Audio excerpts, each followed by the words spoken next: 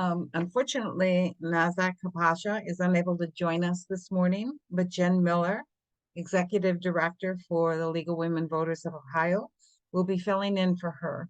Jen will share how the League of Women Voters of Ohio and its partners were successful at raising awareness to help achieve a no vote on issue one, retaining the 50% threshold for passing constitutional amendments. Thanks for being with us, Jen. Hi there. Yeah, actually, so poor Nazak has no speaking voice whatsoever. The good news is I'm actually the one that ran this campaign. Nazak and I actually, she stayed on the C3 voter service side and voter education side and really working with all of our local leagues.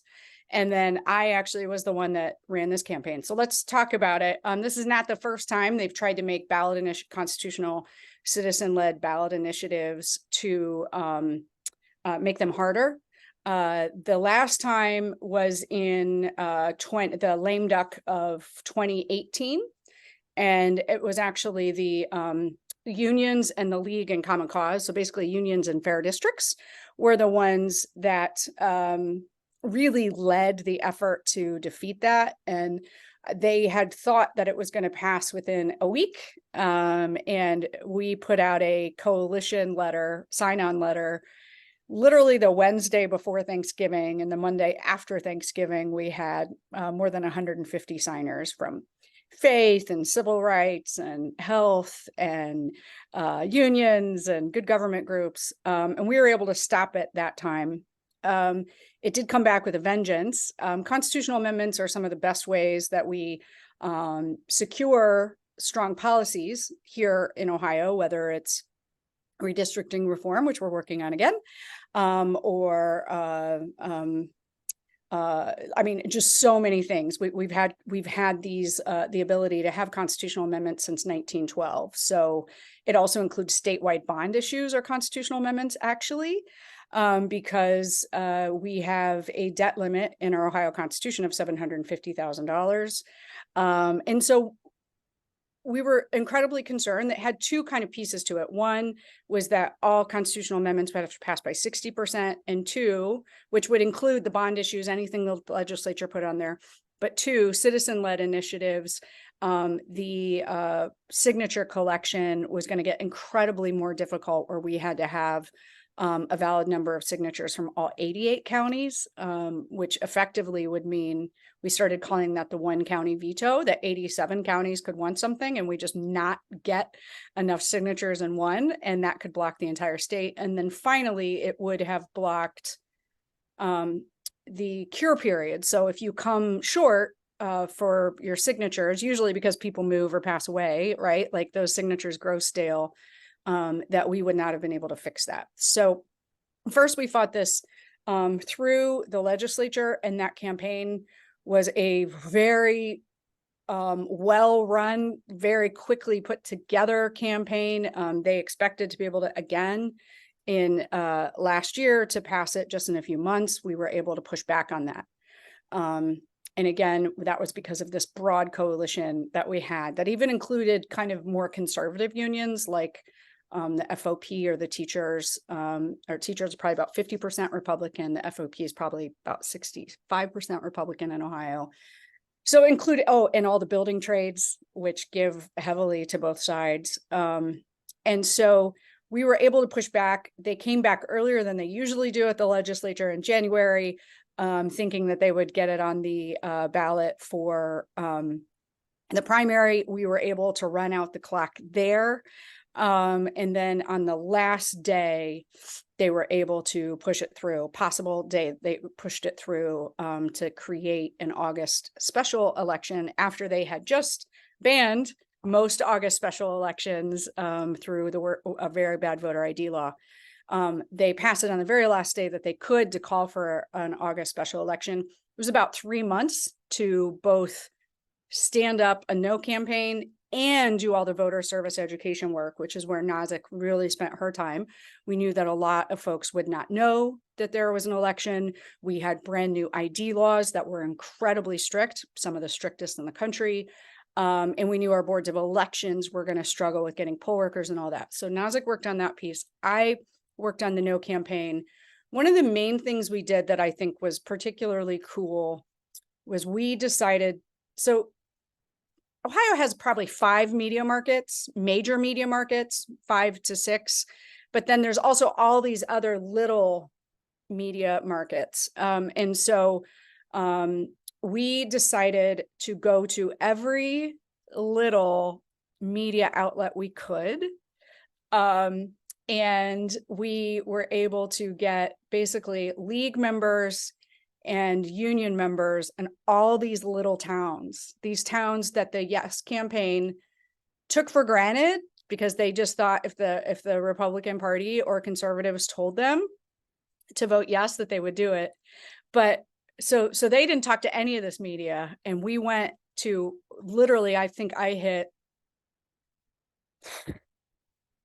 30 cities in 2 months. But it was really cool because it showed everyday people showing up. Our strategy was legitimately just to tell voters the truth about what this would mean, that they were trying to trick us all into voting our own rights away. We spent a lot of time talking about the history of ballot initiatives and things that had improved. So I just thought of a couple more, like integrating the Ohio National Guard with women and people of color. Neither of those would have passed by 60% at the time, but would clearly pass now. Eliminating straight ticket voting, creating local rule, a whole bunch of things that were incredibly popular. And so we talked about the history of ballot initiatives. We explained that this was politicians trying to trick us from having voting our rights away. You may ask, why did they do it in August? They were very clear at the end of last year, when it was still in the legislature, that they had 2 things. They didn't want to see a choice ballot amendment win, that the signatures were already being collected on, and they didn't want us to even be able to get on the ballot by making the signatures too difficult for redistricting reform. After the Supreme Court of Ohio struck down our state house maps 5 times and the congressional maps 2 times, and we are still voting on illegal gerrymandered maps. So they wanted to kind of keep all that control. So the August was they needed to, if they were going to make it harder for the choice amendment, which just won, they would have had to have won on this initiative in August. And so we did all the things that the league does. Every time there was a need for league to be there, we were there, whether it was a earned media event, whether it was a letter to the editor. There was all these weird statements that weren't true, occasionally editorials like the Hunting Association was thinking it was bad. The only proponents were Right to Life and the gun lobby, those are the main 2, as well as Richard Uihlein out of Illinois. He funded much of this campaign before it got on the ballot at the legislature. We did letters to the editor about how the proponents of this issue were trying to say it was about special interest, when in fact it was a special interest that funded that. And that's Uihlein, like the supply, the office supply company. He really didn't like that. He really, really, really didn't like the bad press he was getting. And so keep that in mind if you find out that you have a big funder that's trying to do this and it's a company. He definitely lost customers in Ohio. Other things, we talked about it as being a pan-partisan or tripartisan campaign because we worked to get former AGs and governors from both parties. So we had every living former governor and several AGs from both parties, as well as the former Supreme Court Justice Maureen O'Connor, who's a Republican. So we talked a lot about how we were Republicans, Democrats, Independents, third party folks, all coming together to defend our rights. In Ohio, it's a lot easier, and probably there too, to defeat something bad, right? Like Ohioans, if they don't understand it or they're not sure, their instinct is to vote no. What was hard this time is that there's only one thing on the ballot. And so you had to have people feel so strongly about it that they were going to show up. And we had actually incredibly impressive attendance. It was one of the times that I think yard signs really did make a difference. I know everyone wants the yard sign, but the data out there doesn't say that that necessarily influences voters, but it does if voters don't actually even know, right, that there's an election coming. So we made sure our yard signs had not November 8th, had August 8th on there. All of our materials had August 8th on there. We had 2 programs, so we got a lot of C3 funds, which obviously we couldn't use for this. But we, hired artists to make these really gorgeous posters that said nothing about the issue, but just made sure people that these could go anywhere to make sure people even know that there was an election. I think I'm going to stop and see what questions y'all have.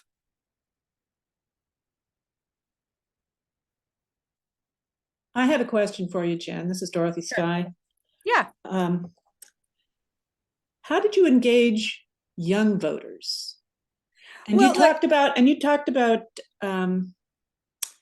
using the media in rural areas and small towns. What media did you use? When you put out your messages on social media, did you engage young people as your consultants? Let's just be real clear. Yeah, so multiple questions here. The first thing is this was a rare moment where we were not as worried as much about those voters who have the biggest barriers, especially young people, because they were on vacation, they were study abroad, we didn't have time. This was a 3-month campaign, not even, right? From when early vote starts. And so we did not have time to do our traditional voter service work. That doesn't mean that young people weren't engaged. In fact, I think that the Choice Initiative folks probably did the better job on that, because they had groups working on campuses, and then they said, look at all this work you did to get signatures. Now contact all your friends and those things. But students were traveling. Most of them were not there. A lot of them were not, a lot of them were not, where they would typically live for a normal election, whether it's the primary or the fall. And so this was a different approach in that it was like broad, talk to every voter you can, because even the voters that never miss an election and they have their ID and they have an easy way, they have a car and all the things, right? They have a master's degree. Even those folks didn't even know there was an election. So when that's the case, it's broad. You're just trying to get to every voter you can in any way that you can. Of course, we did a ton of social media, and the social media was very, very popular, the stuff we did. We do have interns and Youth in Action folks who did help us with social media, but we also just have a really good communications person who's just incredibly great. League was the face, in many ways, League was the face of the campaign when it was in the General Assembly. And then just because the unions really wanted to see a nonpartisan group, and the unions and the League have a really good relationship in Ohio. And so we became a lot of the face of the campaign once it turned into a no conversation. And so we just were able to create all kinds of materials that lots of people shared, whether it was a student association or a union or whatever.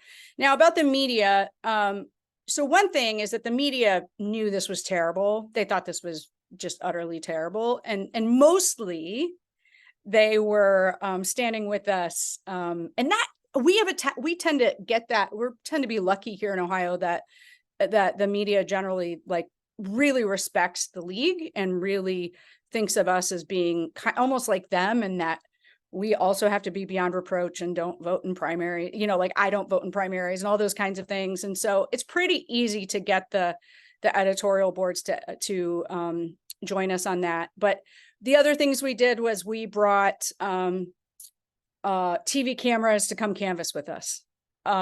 We put up everyday people everywhere. Like when we did our postcard parties, writing postcards to voters, we had TV cameras there.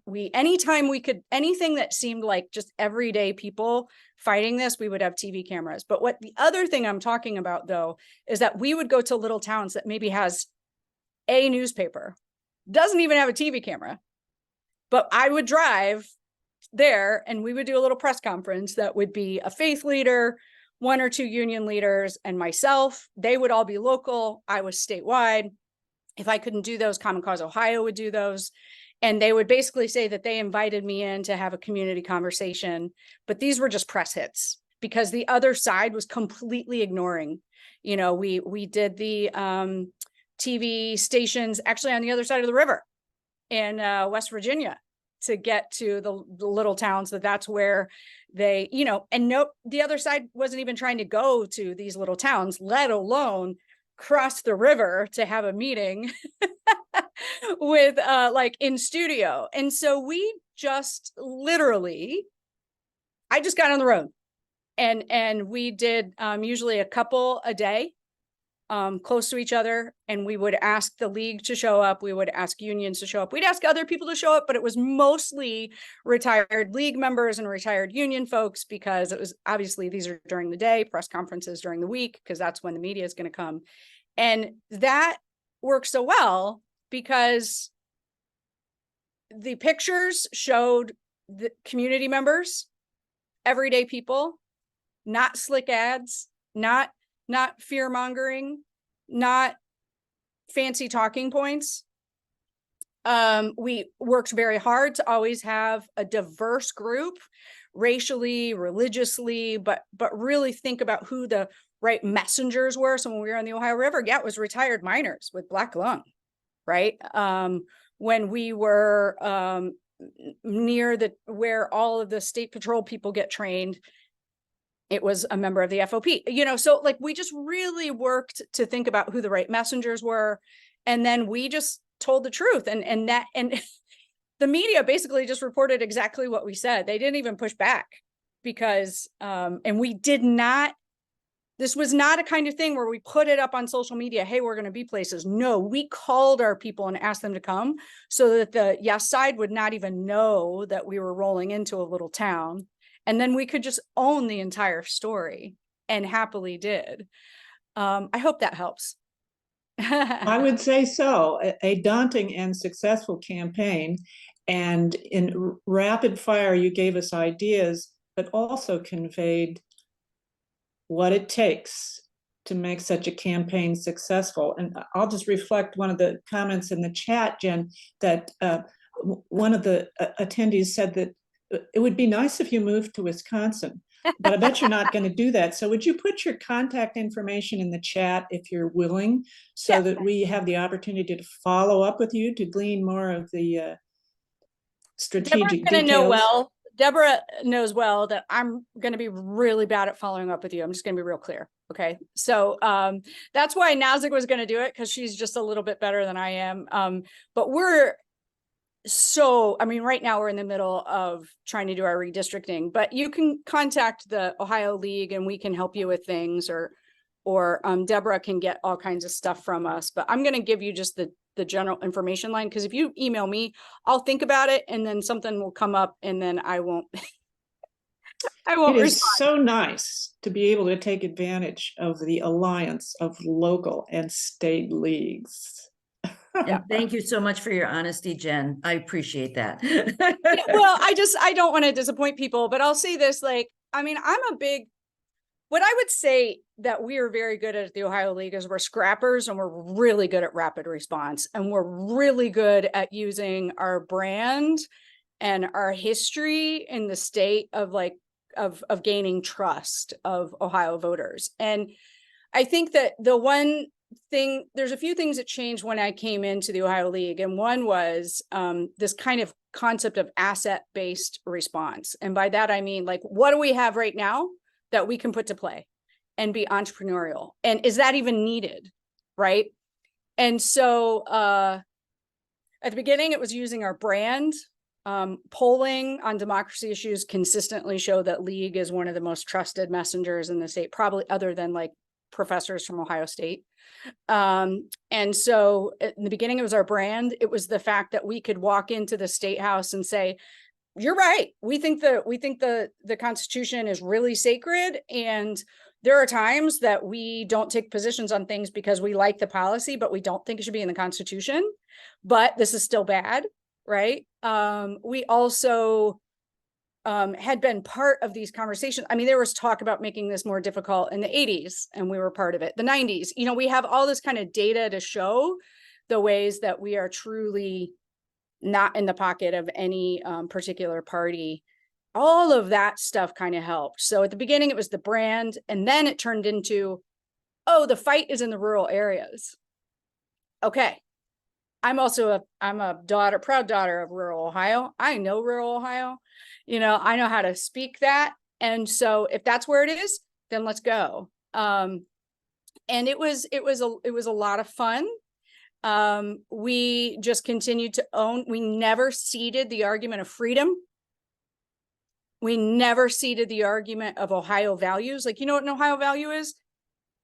Letting the people decide things. You know, Ohio value is not really, this is one thing I would say, leaning in a little bit to like, and I don't mean like the classic party platform, but leaning a little bit into the libertarian instinct, which I think probably Wisconsin and Ohio are a lot alike, right? So leaning into that whole concept of not quite trusting government, not quite trusting politicians, right?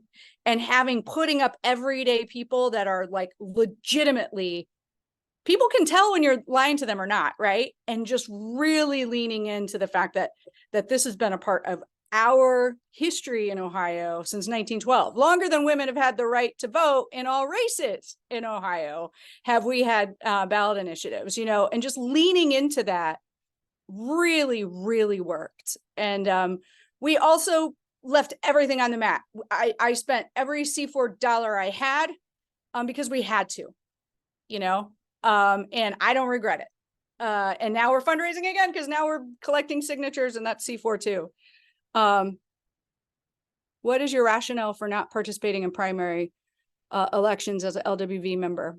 Okay, so so those of us that are the face of the organization, and especially the voter service side, we want to be beyond reproach. So we approach that similar to the way a political reporter does. So not all of my staff and not all of my board doesn't like skips primary elections. But the challenge is that when you pull a ticket in Ohio, then you are on the books as a Republican or a Democrat. And so that is not going to help me or Nazik when we are fighting on behalf of voters. If we can get Ohio is absolutely not a red state. It is a rigged state. More Ohioans consider themselves independent than either party.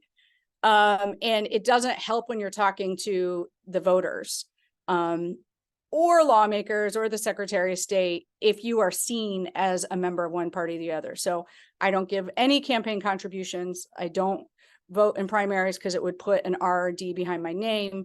You know, we really try to be beyond reproach in those ways. No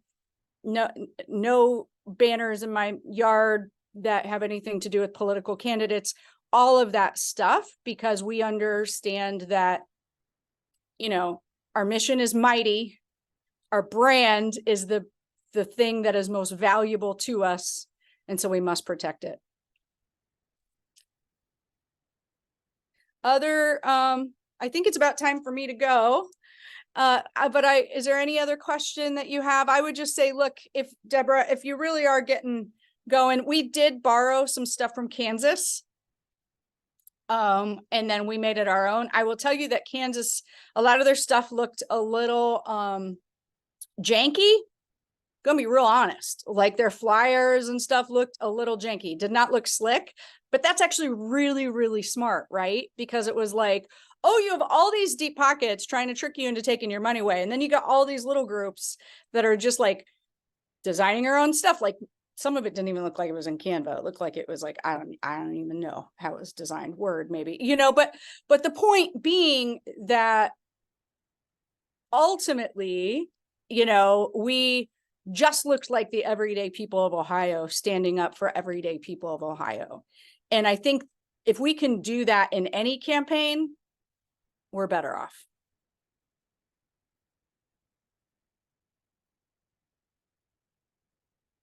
All right, just a reminder that Jen does have to leave for another engagement. So if there is any last minute burning desire question that you have, get that in, or you can email it to the email address that Jen provided. But otherwise, thank you so much, Jen, and we'll see you soon. Thank you. Bye. Thank you, Jen. It was wonderful to hear from Jen Miller from the LWV Ohio League. And next up, we had planned to hear from Marguerite Edelman, the Vice President of LWV Vermont. Unfortunately, Marguerite was unable to join us for the live presentation on Saturday. But we do have a recording of her presentation, which she has kindly supplied. So without further ado, we will segue into that recording. Again, Marguerite Edelman is the Vice President of LWV Vermont, and she currently chairs the Non-U.S. Citizen Voting Committee in Vermont and will share with us her experiences there.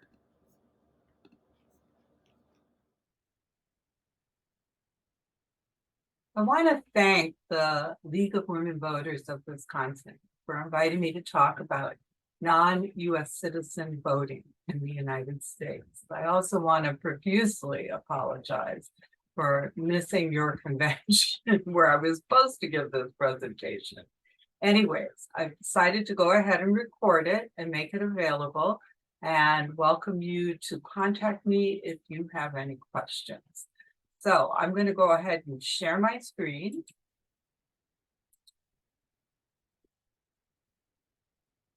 Start the presentation from the beginning.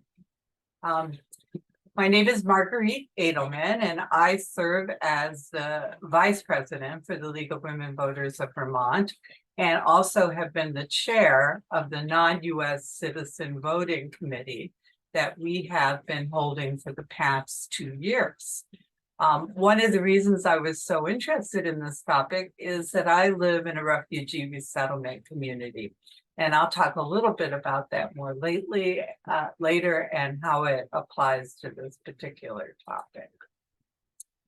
So I really feel it's important to understand a little bit of the history of non-U.S. citizen voting in the United States.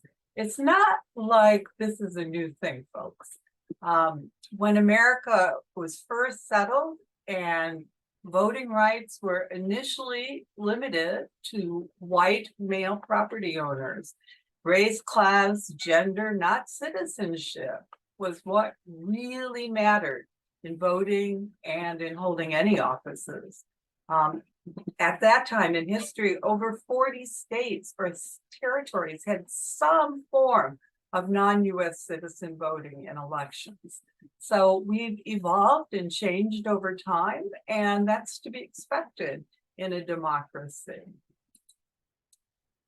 What is also important to know is that federal law, only federal law, prohibits voting to non-U.S. citizens in federal elections only.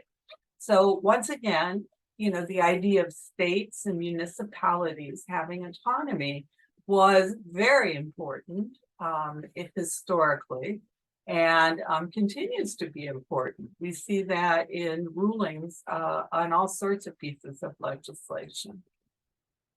However, there are state constitutions, many of them more recently, that have actually banned non-U.S. citizens from voting. And I understand that Wisconsin also has such an item coming up for a constitutional change. I'll show you some of the states that have currently banned non-U.S. citizen voting. And there are 7 states. We have Arizona, North Dakota, Colorado, Florida, Alabama, Ohio, and Louisiana. So the way they wrote their amended their constitutions, they did not allow non-U.S. citizens to vote at the state or the municipal level. But as I mentioned, I think all but 2 of these are very, very recent changes to the US Constitution, to the state constitution, as a result of the interest in this particular topic. However, there are a lot of places where non-US citizen voting is being considered. Boston has been looking at the issue for a while, Chicago, Portland, Maine, San Jose, California, Santa Ana, California, Worcester, Massachusetts, and Syracuse, New York. And I'm sure I've missed some. What I do is kind of keep a Google alert on this particular topic so I can stay abreast of what's happening across the country. There are a lot of US cities with non-US citizen voting. And there seems to be more and more interest in this issue. 11 cities in Maryland have some form of non-US citizen voting. And Tacoma Park has had this for 30 years, some for even much longer. 3 cities in Vermont. I'm going to talk about my city a little later. San Francisco, California, which allows non-US citizens to vote in school board elections. Oakland, New York City, although that's still in the courts, and the District of Columbia. So we're seeing a kind of movement in the direction of allowing non-US citizens to vote. Now, where they can vote at the local level, in some cities, they can only vote in school elections, city elections, or in both. And there's different reasons for that. And it depends a lot on the particular state. And in some cities, non-US citizens can run for local, city, and or school board positions. So often you'll find that depending on the particular municipality's city and its particular jurisdictions, that you might have quite different rules in one city to another. Here in Vermont, we have a city where you can vote in, well, 2 cities where you can vote in both the school board and the city election. But in one city, because it has a combined school district with another community, the non-US citizens are not allowed to vote in the school district election. So there's a lot of complications and differences that we see across the board with this particular topic. Now, the other thing to remember is that cities give this a different name. In Winooski, we call it all resident voting. However, in Burlington, they call it all legal resident voting. And in Montpelier, the other city in Vermont that has it, it's just called non-citizen voting. So you really kind of need to use a number of different terms when you're talking about this. One reason we started saying non-US citizen is that we heard from various immigrant groups that people are a citizen somewhere. So we shouldn't say non-citizen, we should say non-US citizen. So there's clarification in that. What you see on the screen is a picture of Winooski. It's a very small community overall. We're just a little over 1 square mile, which is not particularly big. However, because we are a refugee resettlement community, we have a very diverse population. We're part of the Burlington area, and we are the most diverse community in Vermont, in the US, in Vermont, I'm sorry, and in our region in the US. And, you know, technically Vermont is a small state, probably the whitest state in the Union, but our area is not. We have more than 20 languages that are spoken in our school district. Children in our schools come from many countries around the world. And here's just a few facts. Our population of over 18 is 6,131. Our native US citizens are 82%. Our naturalized citizens are 8%. And those who are not US citizens are 10%. So that's about 618 people that could be registered to vote as non-US citizens if they're here legally. We'll talk a little bit more about that. And they are permanent residents. And you get a little information about our general income here and the percentage of residents living in poverty. We probably have one of the higher poverty rates in the state of Vermont. So what is the process that you have to undergo to get non-US citizen voting? Well, you have to be pretty passionate and committed to want this to happen in your community. The first thing that has to happen is either your city council, and I'm talking specifically about Vermont, but I assume it's a similar process in other states. Your city council has to decide that this is something they see as part of their charter, their mission for their community. And the other way is that a public citizens group can also bring the idea forward to get it eventually put on the town meeting day ballot, the election ballot, as a question at that time. But this is the process we used. The city council, after one failure of getting non-US citizens voting in Winooski, created a charter commission. And the Charter Commission got input from the public on a number of changes that it wanted to make to our particular city charter. When they got all that input and provided a lot of education to the community around the concept of non-US citizen voting, they then put it on our ballot. Okay, and if people voted yes, that they wanted to allow or welcome non-US citizens in Winooski who were permanent residents to vote, they voted yes. And once that happened, it went way down here to the Vermont House and Senate. And each of those bodies had to approve the changes that our particular community wanted to make in its charter. And they did. And then they passed it up to the governor. And the governor also had to approve it. Ironically, he vetoed it. So it had to go back to the House and the Senate for an override. And our House and Senate did override the governor's veto. And we ended up with all resident voting here in Winooski. So it's a complicated process, and it takes a great deal of commitment on the part of the city and educating the public in that particular municipality city to get it through the entire range of that process. So this is the guidelines that we have in Winooski for who can vote, okay? So it has to be a resident who's here on a federally sanctioned legal category.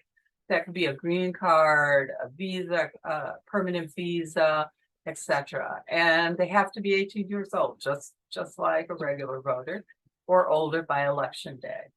They have to reside in Winooski with the intent to stay. People often ask me, what does that mean? Well, it's a surprisingly loose definition. And that's not just true in Vermont, it's true across the whole country. Most places don't have residency requirements that, say you have to be there more than 30 days. So, or some have none. I would say the majority of states have absolutely no clear definition of residency requirements. But, here, that's our definition with the intent to stay. Qualified residents can vote in all local elections and run for local offices. So in Winooski, they can run for the school board and they can vote in the school board election and on the budget, and the same for the city. And this is true across Vermont. The city must maintain a state voter list and a federal voter registration list. And they're going to be different, and a different municipal voter registration list. So the municipal one will contain the non-US citizen voters, and the other one is for major elections. So that implies, and it's true, that we have two different ballots. If there are things that our non-US citizens can vote on in any election, then there's a ballot for them, and then there's a ballot for everyone else. So it can, once again, the education of people around that is hard, but it's not like they can vote on state and federal issues. They can only vote on the local municipal issues and office those. So what were the politics here? Well, the Winooski charter vote was taken in November of 2020. And we had 2,479 votes in favor of the charter change to allow non-US citizens to vote. That was 71%.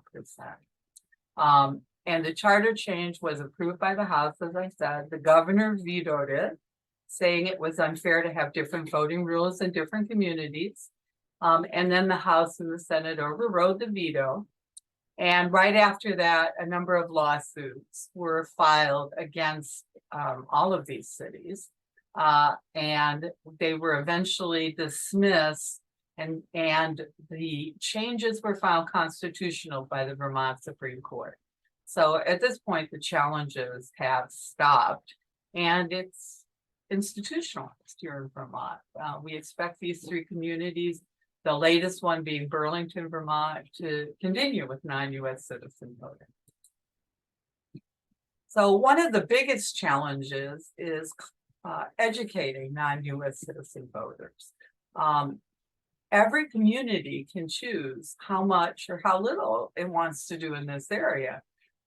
Truthfully, some of our communities are doing a great deal. Winooski has gone out of its way in order to educate and involve non-US citizens in the electoral process. Other communities have done considerably less. And, you know, how much you do and how much you spend on making this accessible to your population is really, you know, dependent on that particular city council, that particular community, in terms of what they want to do for outreach. We pride ourselves in Winooski on diversity and inclusion. We've hired a diversity coordinator, and we have worked hard in Winooski to reach out to non-US citizens. Many of our ballots and our materials for non-US citizens are in 8 languages. That tells you how diverse our community is. And when we first began non-US citizen voting, after it was approved, we started registering non-US citizens. We had community presentations where we invited many of the community organizations and groups that worked with and catered to our non-US citizen populations to attend, and hire translators to work with those non-US citizens. The city created educational videos, and they did a lot of outreach to immigrant associations. So this is what Winooski did, but other communities have not done this much here or in other parts of the country, like Maryland. Oh, I think I got to go back one, sorry. So in our first election with all resident voting, it was March 1st, 2022. And on election day that year, 17 non-US citizens voted. And the total number of registered voters was, as I said before, 5,218. The total number of people who voted was only 938. And all of us in the league should be very concerned about how few people vote at the municipal local level. The total number of non-US citizens who were registered to vote by that particular election was 56. And since then, I think it's gone up to 61, 62. And if you remember, I think we had 500 plus that were eligible to register to vote. So there are lots of arguments for and against non-US citizen voting. It is clearly a controversial topic across the country. I get editorials, I get articles all the time on arguments for and arguments against it. And these are just some of the basic arguments against it. And I'm not going to share them all, but I'll leave them up on the screen so you can read them. So non-citizens have to self-identify, which could put them at risk for immigration action. One argument against it. The county clerk becomes a keeper of immigration info, which could result in deportations, etc. The major argument is this one: citizenship is a privilege, and it comes with the opportunities of voting, which shouldn't be given to non-US citizens. Voting is a right for citizens, and many non-US citizens eligible for citizenship are motivated to apply for citizenship in order to vote. In other words, if you give them the vote early, they're not going to go for citizenship. Issues faced by non-US citizens are different from those of citizens, and they're more appropriately addressed by citizens, not by non-citizens. Non-US citizen voting might encourage those who are here illegally to register as a legal non-US citizen resident and vote. Non-US citizen residents who may not speak English or be able to read could have their votes easily manipulated by others. Large numbers of non-US citizen residents voting could change the outcome of an election. Non-US citizens may move to communities that allow non-US citizen voting, then they'll change the culture and nature of that community.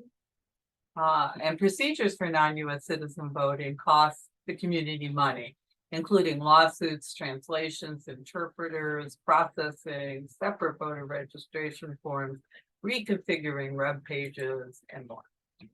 So you can see there's a lot of arguments against them. I'm not going to counter them, but in your own mind, you might be able to counter some of those. And the same with the arguments for non-US citizen voting. You may be able to see ways that these should be countered as well.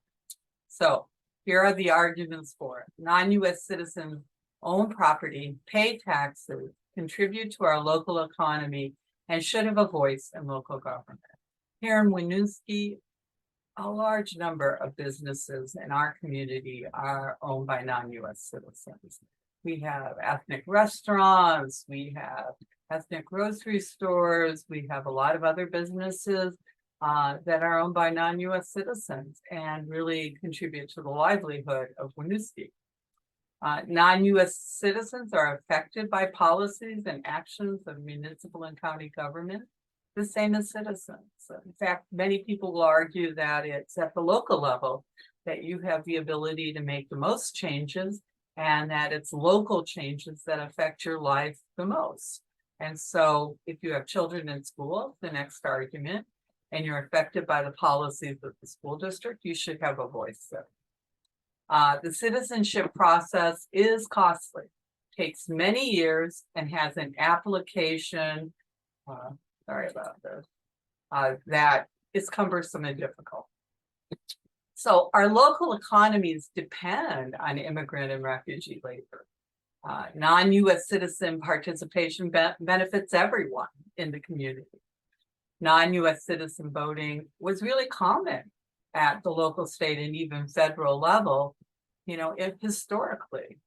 Maybe not women, but certainly, men and men property owners often have that right. And in some countries, residency, not citizenship, is seen as the measure of being a legitimate stakeholder in a community. This is an argument that I've seen quite a bit. Voting rights are part of the social contract. A just government rests on the consent of the government. The vote helps guard against discrimination and political exclusion. The majority of Vermont's immigrants are educated and speak English. Interestingly enough, the majority of our statewide immigrants are from Canada. Voting participation is correlated to the voting rate of one's parents. So if you obtain citizenship, which takes a number of years, but you allow parents to vote earlier at the municipal level, their children are going to be more likely to vote. And we definitely need more voters in our country. So here are some interesting questions about where do we draw the line and why. This has come up quite a bit recently in the federal election issue. Pregnant foreigners can travel to the US on a visa and have their baby here. The child is then granted US citizenship by birthright. Is this fair? In fact, many of those foreigners, might be quite wealthy and just come over here to deliver the baby so that their children have the right to claim that birthright. Legal non-US citizens are subject to selective service and they can even be drafted. So why can't they vote if they can give their life for their country? Non-US citizens can and do serve in the US military, but citizenship is not guaranteed to them for doing so. Should it be? And many states don't have meaningful residency requirements for citizens to vote. 23 states have absolutely no residency requirements, and many others have around 30 days, which I mentioned earlier. And the US allows citizens to hold multiple passports, as do many other countries. Should they be allowed to vote if they are residing in another country? So lots of interesting questions can be asked around this particular issue. Here in Vermont, our league did finally at our convention decide to support non-US citizen voting. After studying the issue and looking at Boulder, Colorado's research on the topic. And what we decided that we would do, this is our kind of goal, is educate individuals about non-US citizen voting, obviously register non-US citizens in the communities that have approved it, and work with any community that is interested in securing voting rights for their non-US citizen residents. So that was the conclusion of our study. At this point, we've created a new brochure on non-US citizen voting in Vermont. We're working to make a video with one of our local school districts, actually the Winooski School District, and the students there on non-US citizen voting. So that's my presentation on the topic. I'm sure you have many questions, and discussion is relevant as well. I would say from my research that, and what I've seen and what I've read, that it's really dependent on a community, which direction it goes. Communities with a large percentage of non-US citizens might consider it, like Winooski, and other communities may not. I think it's going to be a number of years before we'd ever see something at a national level. But at least now at the state level, various municipalities can make their own decisions on this topic. So if you're interested and have questions, please don't hesitate to contact me at the email on the screen. I'd be happy to answer them. And thank you so much. I'll be watching with great interest to see what happens in Wisconsin on your constitutional amendment question.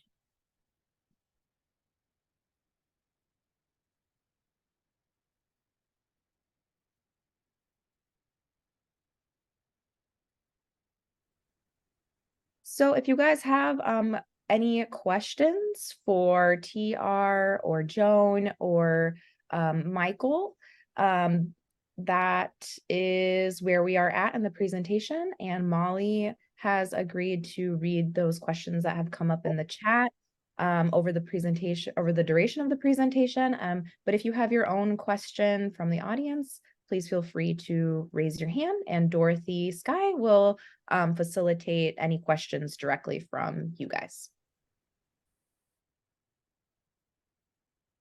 I can start off with a question from the chat while people think and get their hands raised. Allison asked, and this is not directed to anyone, I think it may have been during your presentation, TR. She asked, is there any effort to charge political parties for the cost of holding primary elections? Or maybe that was during Michael's presentation.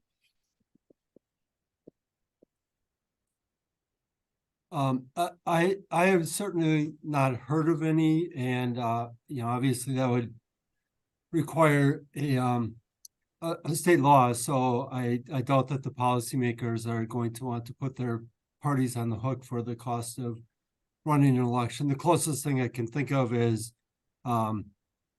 requiring a recount candidate to pay for the cost of a recount if it's outside of a certain margin, but I have not heard of any discussion of requiring the parties to pay for primary elections. Thank you.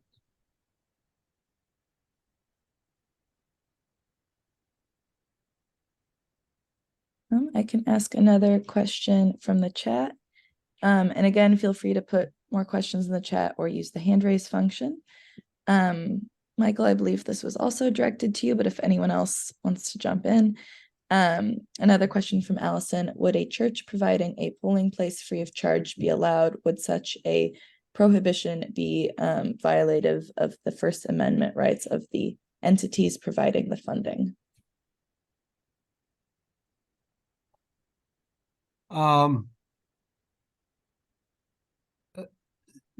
Did you say a church providing a polling place? Yes.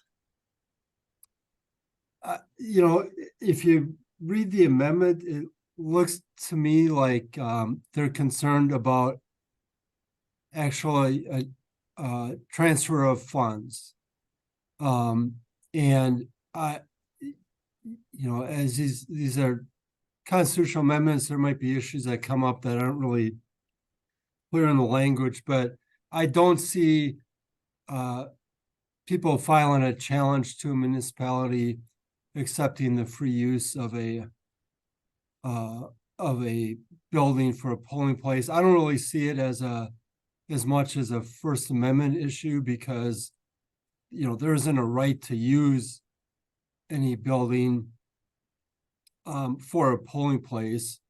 And you know, when churches were used or places of worship were used for polling places, I know at the Elections Commission issues would come up periodically about people being uncomfortable voting there, and we would try to encourage those places to you know, make it as welcoming as possible.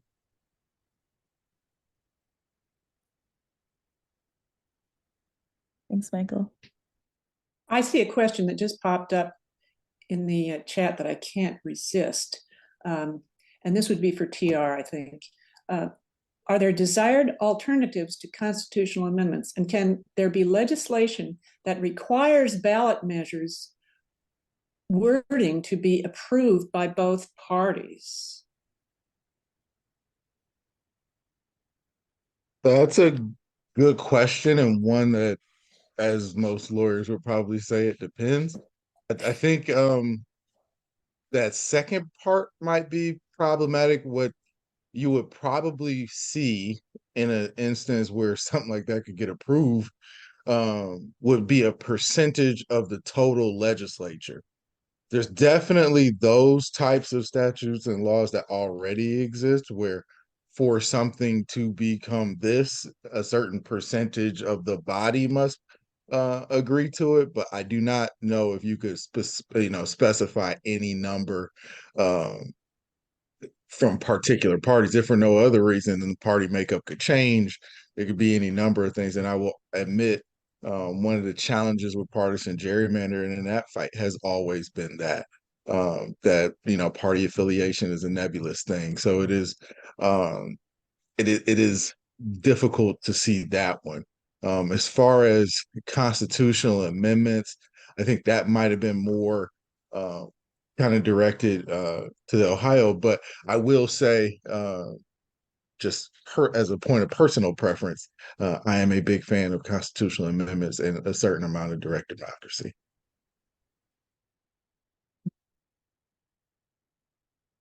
Jane, did you have your hand raised? Well, I did, but I was wondering, I'm not such an informed person, obviously, but the thing that Jen was just talking about in August, a special election, was that just this year in 23, or was that back in 2000? Okay, and so the initiative in August was what? That you had to have a 60% vote. What was that they were working so hard on? Yep, you're exactly right, Jane. What the amendment was that instead of a 50% vote of the people to ratify a constitutional amendment, the state would need 60% of the population. And as Jen alluded in her comments, that there are certain things that, in this polarized time we live in, that probably would never get 60% of any group to agree to it. Okay, so that's what this very strong push was. Well, but it sure was an amazing testimony of what they did. Holy cow. And then that affected November, or this just election that they had, because they didn't have to have 60% of the people. Okay, I see. Amazing.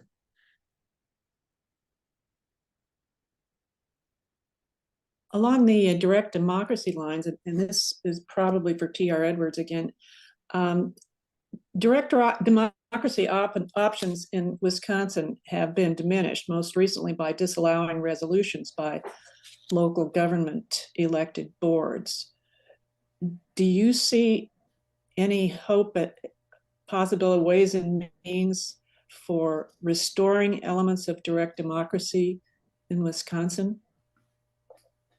That is a great question. One of my other pet projects has been kind of developing both legal theories, but then also really just trying to understand the operations of the recent shared revenue proposal, or not proposal, law.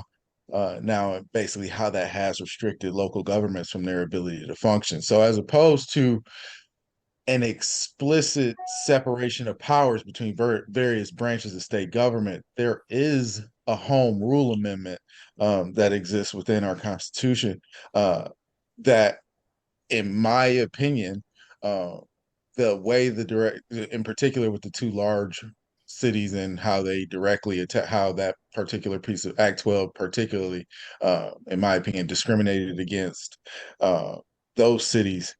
I do believe that the rules that they put in place within that, in particular the restrictions on advisory referenda, as well as the asinine requirements on Milwaukee and their amount of police within schools and police presence generally, violate the Home Rule Amendment and the ability of local governments to self-govern. So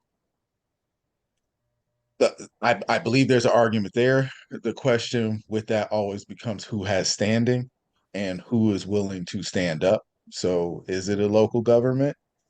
Is it an individual that's been particularly afflicted that may have something they want to speak on? Is there a First Amendment argument, which is another one that I've argued? When you limit people's ability to do advisory referenda, is that the government then telling people they don't have the right to speak? So that I think there's some good legal theory out there. The unfortunate part is that this hasn't happened many places. This is very unusual. Well, TR, your firm is making a case and found excellent plaintiffs with standing from whom we heard eloquent comments on Thursday. So maybe you can put that on your long list.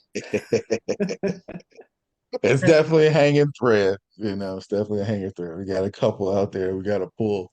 And I will also say, I know for a lot of local governments, this bill has been a lifeline. So it's also trying to kind of narrow the aperture so that you don't, I hate this analogy, or cliche, but you don't throw out the baby with the bathwater. And I saw a hand raised by a Lutterman. I didn't catch the first name, and it disappeared. Allison. Please, do you have a question? Yeah, it was just a quick question, and I don't remember. It's been so long ago since I registered to vote. With the proof of citizenship issue, what are the forms of documents that are currently allowed to prove citizenship?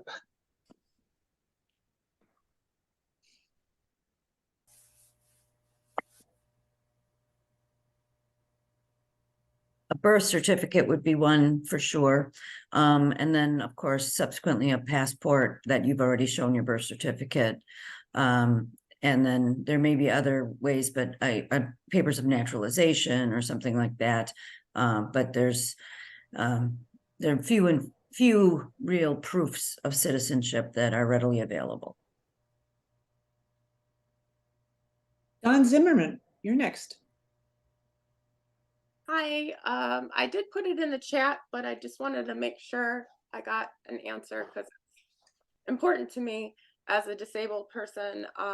So one election I voted in, there were individual questions at the end that were asked, and you were given an opportunity to vote yes or no, do you support, yes or no?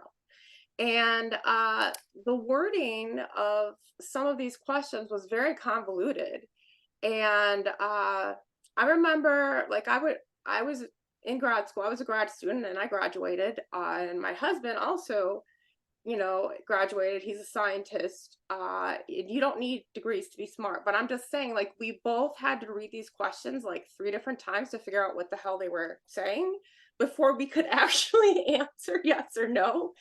And I just feel like for people, you know, for all of us, you know, couldn't there be a requirement for plain language, and how can we get that in there? Because that's a real issue for a lot of people. It's definitely one of the problems. It is intentional that the language is ambiguous and unclear. Oh yeah.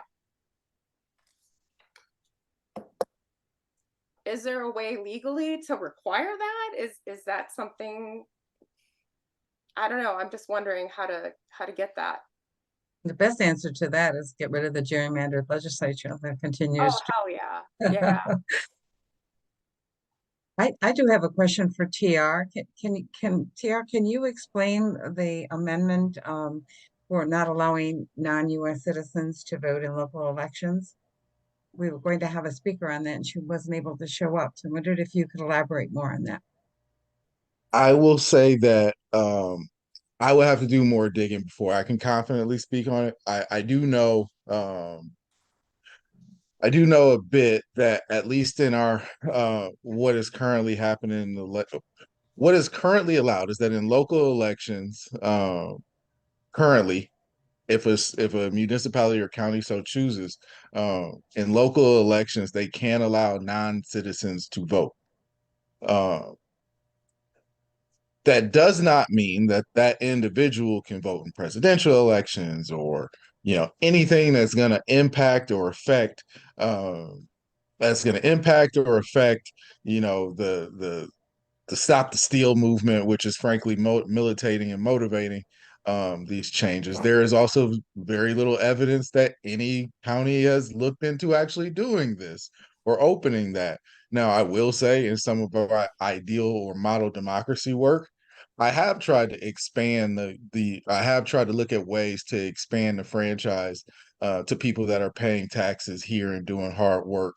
That being said, there are no counties currently taking up that ability. So in my opinion, it's a constitutional amendment that is basically a solution in search of a problem, and basically restricting the ability for that to ever change and ever grant people that are here in many cases legally, many places and for various different reasons in our state and contributing to our state to be able to have some say in what happens, you know, when it comes to local zoning that, you know, impacts their business or, you know, maybe even sit on a jury.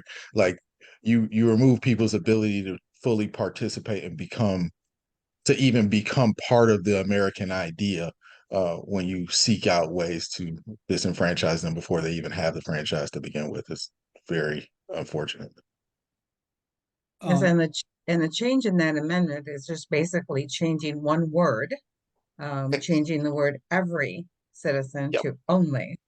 And the fear is that non-citizen voting is allowed in other states, and they're afraid it's going to come to Wisconsin. If I could just chime in for a minute on that, I know this is not my topic, but I'm not sure I would agree that local jurisdictions could allow non-citizens to vote in local elections.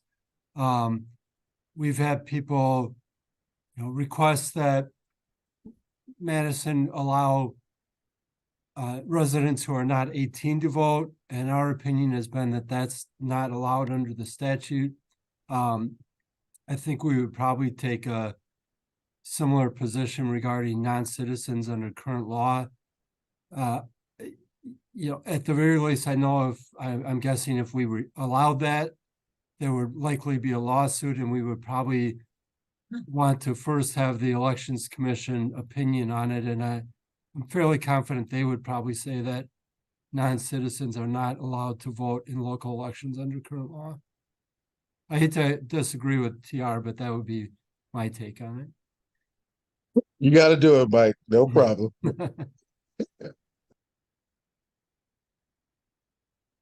So that's a question that remains a little bit up in the air. But Michael Hawes, sticking with you, you're at the grassroots level of ensuring equity and inclusion of all voters in the voting process. Can you reveal how the donations you received helped you conduct elections during the COVID epidemic and afterwards? So particularly so as to be able to include all voters. And Don Zimmerman, feel free to speak up again about how easy it was for you to vote during the COVID epidemic and since then.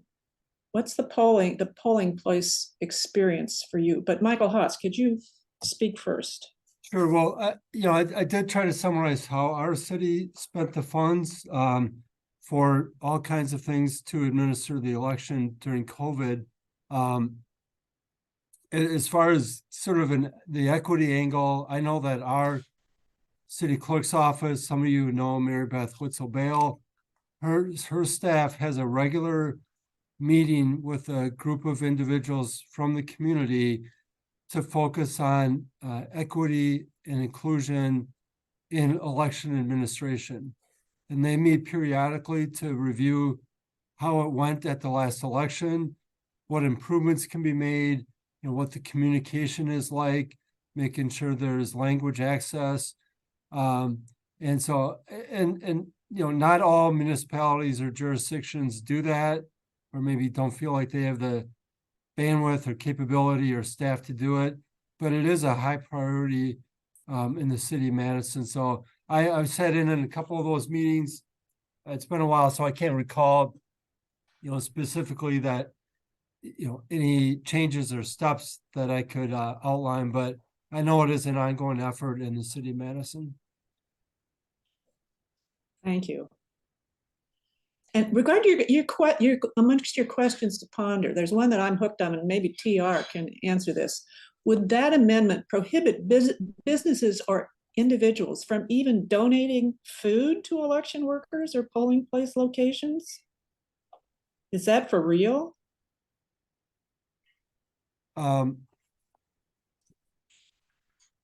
So the language says you cannot apply for, accept, expend, or use any monies or equipment in connection with the conduct of an election. So I think the key word there is accepting any monies or equipment. So, we could read that to say if the food is donated directly and it's not money to buy the food, that is not prohibited by the amendment. And Don Zimmerman, you have a follow-up word for us? Yeah, you had asked about, I believe, was it that you wanted to know about my experience voting in the past few years?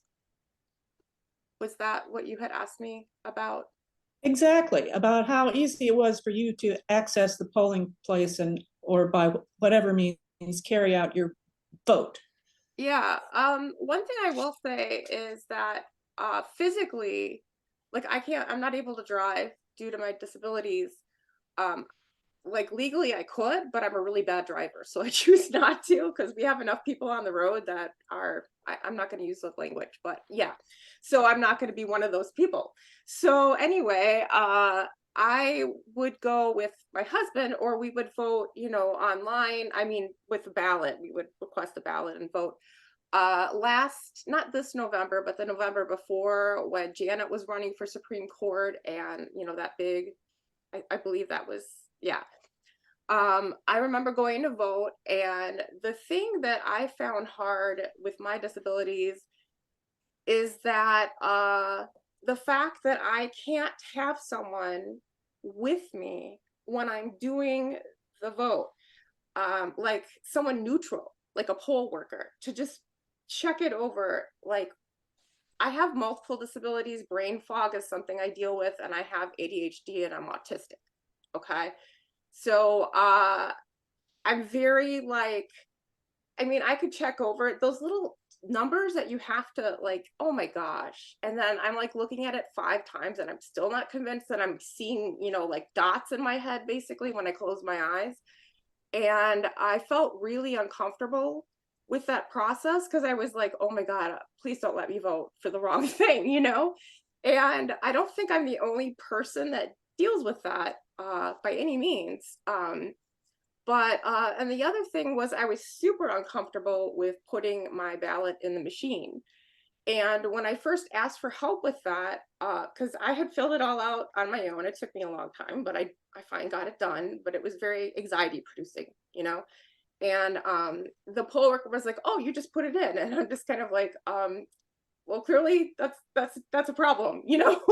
I didn't say that because I'm not, you know, a jerk.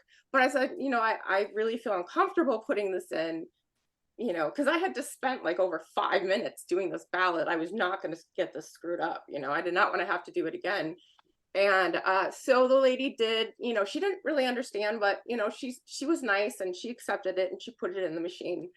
But I just think allowing people with disabilities or people, you know, even if it's not declared a disability legally, but like, you know, OCD, there's so many different reasons why people could want somebody, a poll worker who's neutral, to stand next to them and make sure they, you know, help them vote the way they want to vote, you know, like just even to just check to make sure they didn't miss anything or vote twice in the same line. I mean, just stuff like that.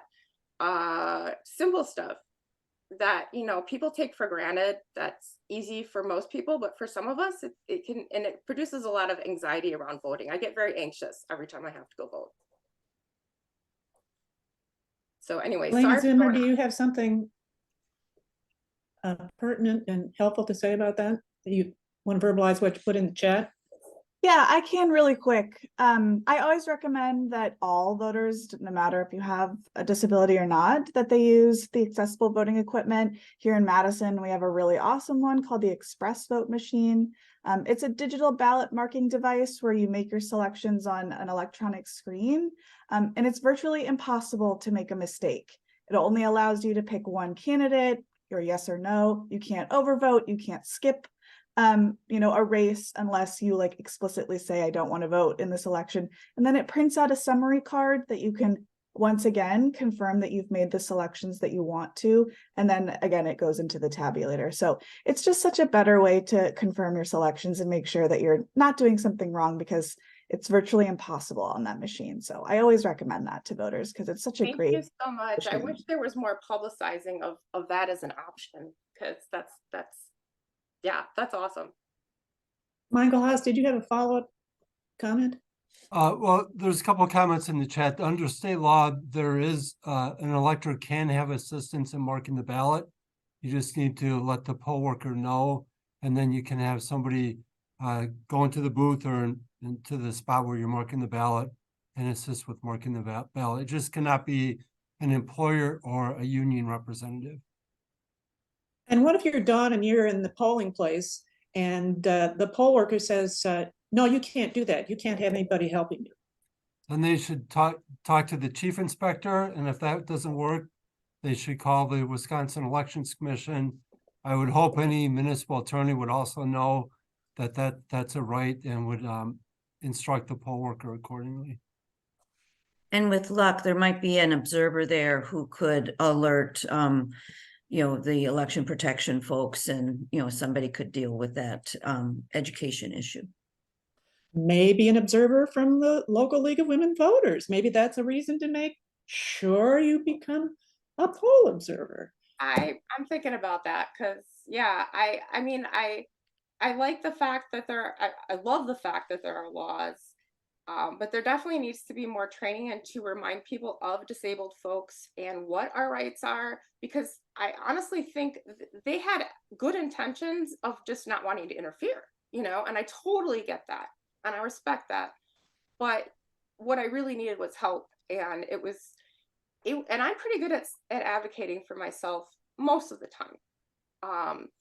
But I think of a lot of people with intellectual challenges or people who are going through a time where they just, for whatever reason, they can't advocate for themselves. Like, those people are going to be just basically left on the sidelines and they're not going to be able to participate. So yeah, having somebody there as like an ambassador or whatever, for particularly for disabled people or something. I don't know. Just a thought.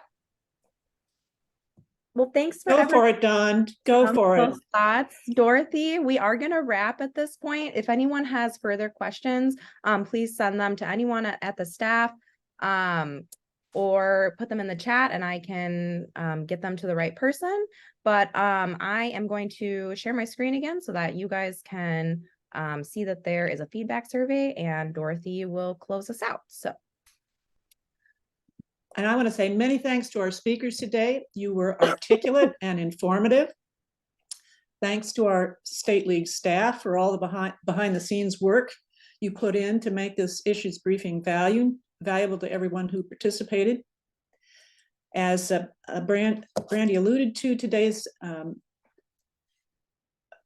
presentation will be recorded and available on the State League website. It takes a day or two to get that posted. Today's discussion of proposed and passed Wisconsin Constitution amendments certainly reminds us that the devils and the angels are intermingled in the details. Voters need to access civil discourse that vigorously and factually argues all sides in order to inform their decisions on these measures. This 2023 issues briefing is the League of Women Voters of Wisconsin's offer of such discourse. It's impossible to fully absorb and appreciate the rapid fire explanation of the details that we receive, but remember that we can solidify understanding and spread the word to others by showing and discussing the recordings at local league gatherings. So thanks to all of you who are in attendance, and continue to ask good questions and pursue the answers. And please do join us on Tuesday evening at 6:30 p.m. when the topic will be overcoming barriers to voting and challenges to all important election administration. With that, thank you and goodbye. Thank you. Thanks, everyone.